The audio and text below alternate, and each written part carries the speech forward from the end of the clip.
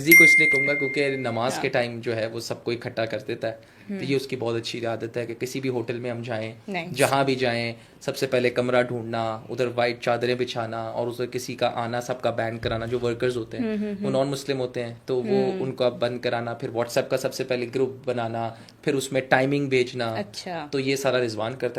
ये जो गैर होने की फीलिंग जब बच्चा जब पैदा होता है उसको आप मौलवी से मिलवाते हैं, मौलवी उसको बताना शुरू करता है कि हम मुसलमान हैं, बाकी अलग हैं, बाकी खराब हैं। ये मानसिकता है, चाहे वो यूके में हो जाए, चाहे वो अमेरिका में हो जाए, उसको सारी दुनिया में अपने में और अलग दूसरे में अलग दिखता है। यही कह रहा था आज आपका इमादुल हक जो बैट्समैन है, वो ये कह रहा था कि जब रिजवान जो है वो होटल में जाता है तो उस होटल में चूंकि वहां नॉन मुस्लिम भी काम कर रहे होते हैं, उनको वो अलग कर देता है, बोलता है इस रूम में मत आओ। कौन है ये लोग, कहां से आते हैं? ये फीलिंग इतनी जा चुकी है अंदर कि अब आपकी आर्मी ने कोशिश किया था कि भाई मोदी जी को बुला लो, कटास राज के मंदिर का वो खुलवा लेंगे और कुछ करवा लेंगे और उसके बाद जो है हम 10-15 साल के लिए कश्मीर भूल जाएंगे और उसके बाद अच्छे संबंध शुरू करेंगे, ट्रेड शुरू करेंगे। इमरान खान ने कहा कि हम जनता को क्या मुंह दिखाएंगे। उन्होंने कहा हम जनता को क्या मुंह दिखाएंगे, हम कैसे जाएंगे अपनी जनता के पास। आपकी जनता ही कारण है, इसलिए आपको अपनी जनता का दिमाग चेंज करना होगा। आपको किताबें लिखनी पड़ेंगी ऐसी जिससे कि उनका दिमाग चेंज हो।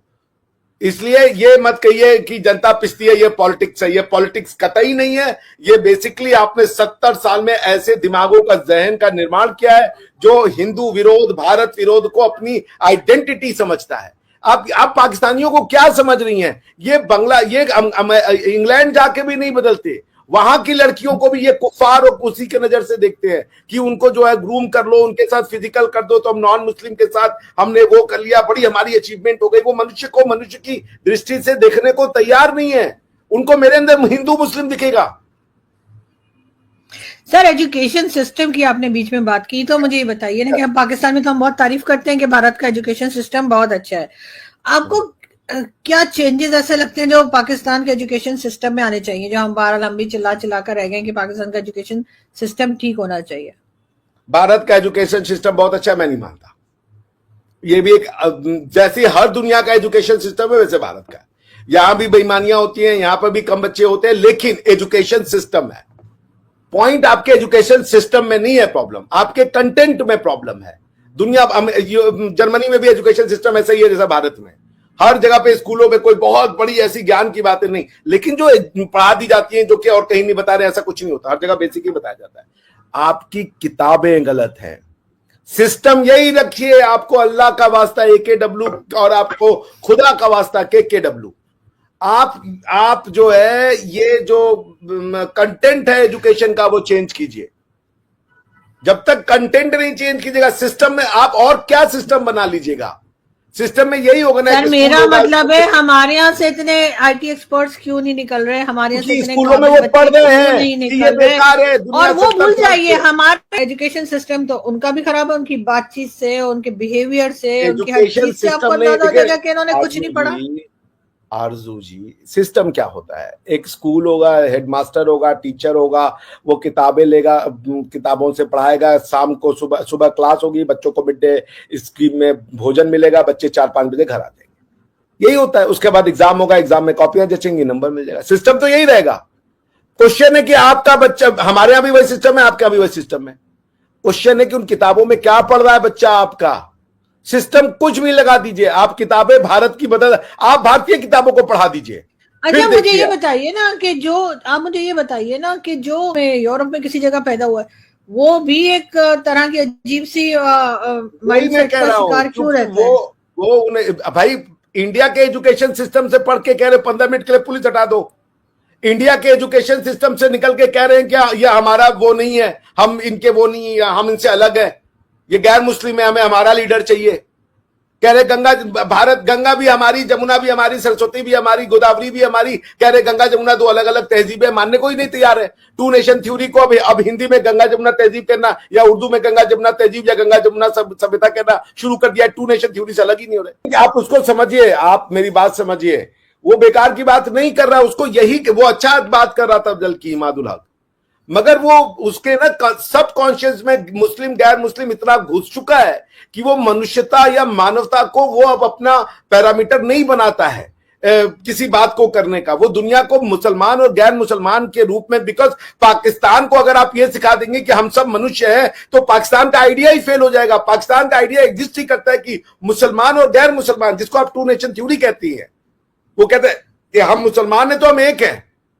वो इस आइडेंटिटी को नहीं छोड़ सकता, वो छोड़ेगा तो अखंड भारत बन जाएगा।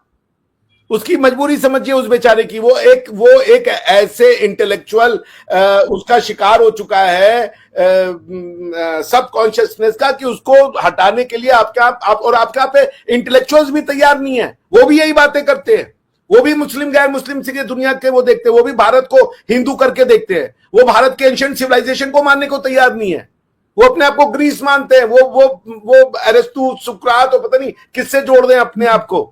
वो कभी याज्ञवल्क्य या मनु या क्या नाम है ब्रह्मा या नारद, इससे नहीं जोड़ते अपने आप को।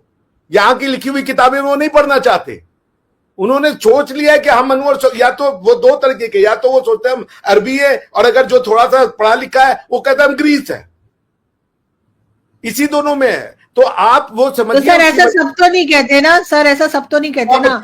हम भी तो कहीं ना कहीं हम भी तो पढ़े लिखे में आता ही है ना, हमने भी कुछ पढ़ाई लिखाई तो की है। नमस्कार दोस्तों, वेलकम बैक माय वीडियो। दोस्तों आपने देखा होगा कि सर आरजू काजमी मैडम को बहुत अच्छी तरीके से समझा रहे हैं कि आपका जो सिस्टम, एजुकेशन सिस्टम है, उसको चेंज करने की ज़रूरत है। आपकी जो पुस्तकें हैं, बुक्स हैं, उनको चेंज करने की ज़रूरत है, क्योंकि वहाँ की बुक्स में जो पढ़ाया जाता है वो एक कट्टरता से पढ़ाया जाता है, हिंदुओं के खिलाफ पढ़ाया जाता है, गैर धर्म के खिलाफ पढ़ाया जाता है। दोस्तों इस बात को पाकिस्तान को समझना होगा कि इसमें सुधार लाना ही होगा, नहीं तो पाकिस्तान दिन पे दिन उथल पुथल होकर दुनिया से अलग पड़ जाएगा। लेकिन मैडम को समझ में ही नहीं आ रहा। मैडम अपनी बात रखे जा रहे हैं कि मैं भी तो पढ़ी लिखी हूँ, मैं ऐसा क्यों नहीं करती हूँ, मैं ऐसा क्यों नहीं करती हूँ। लेकिन उनका एक भी जवाब नहीं आया है कि हाँ हमारे यहाँ का जो एजुकेशन सिस्टम है उसमें कुछ सुधार करने की ज़रूरत है। क्योंकि जो उनका एजुकेशन सिस्टम है वो भारत के अगेंस्ट बात करता है और भारत के खिलाफ ही पढ़ाया जाता है। उनको IT, उनको किसी भी टॉपिक से कोई मतलब नहीं। उन्हें सिर्फ अपनी पब्लिक से मतलब है कि उन्हें भारत के खिलाफ कट्टर होना चाहिए और उनकी पब्लिक ऐसा ही करती है। इसी कारण से पाकिस्तान दुनिया में सबसे अलग होता जा रहा है। जो भी कारनामे होते हैं पाकिस्तान से ही किए जाते हैं, उनमें पाकिस्तान का कोई ना कोई पर्सन इन्वॉल्व जरूर होता है। कहीं भी किसी भी कोई भी कांड हो जाए उसमें पाकिस्तान जरूर इन्वॉल्व होगा, कोई ना कोई सुराग पाकिस्तान से जरूर जुड़ता होगा। तो दोस्तों इस वीडियो को देखकर आपको क्या लगता है, पाकिस्तान को सुधार हो जाएगा या नहीं हो सकता है, मुझे कमेंट सेक्शन में जरूर बताएं। और दोस्तों वीडियो पसंद आया हो तो वीडियो को लाइक करें, शेयर करें, चैनल को सब्सक्राइब कर मुझे सपोर्ट जरूर कर दें। मैं मिलता हूँ न्यू वीडियो में न्यू कंटेंट के साथ। जय हिंद दोस्तों।